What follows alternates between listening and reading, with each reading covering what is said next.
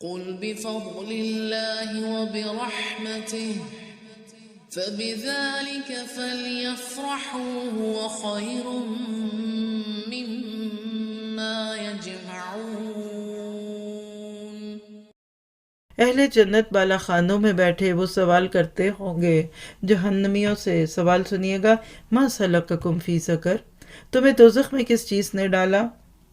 وہ جواب دیں گے، اور اس جواب کو آپ اور میں بھی سوچ لیں، اگر ابھی تک ہماری نمازیں پختہ نہ ہو سکی، اور وہ جواب بہت بڑے بڑے نہیں، بلکہ قالوا لم نک من المصلین، ہم نمازیوں میں سے نہ تھے، نہ مسکینوں کو کھانا کھلاتے تھے، اور ہم بحث کرنے والے انکاریوں کا ساتھ دے کر بحث مباحثے میں مشغول رہا کرتے تھے، اور روز جزا کو جھٹلاتے تھے، یہاں تک کہ ہمیں موت آ گئی۔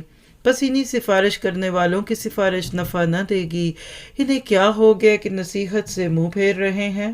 فما لہم عن التذکرۃ معرضین کأنہم حمر مستنفرہ، گویا کہ وہ جنگلی گدھے ہیں۔ آپ دیکھیے کہ جہنمیوں کو یہاں کچھ اقرار جرم کروائے جا رہے ہیں۔ ما سلککم فی سقر، اور سقر جہنم کی ایک وادی کا نام ہے، ایک درجہ ہے وہاں کا۔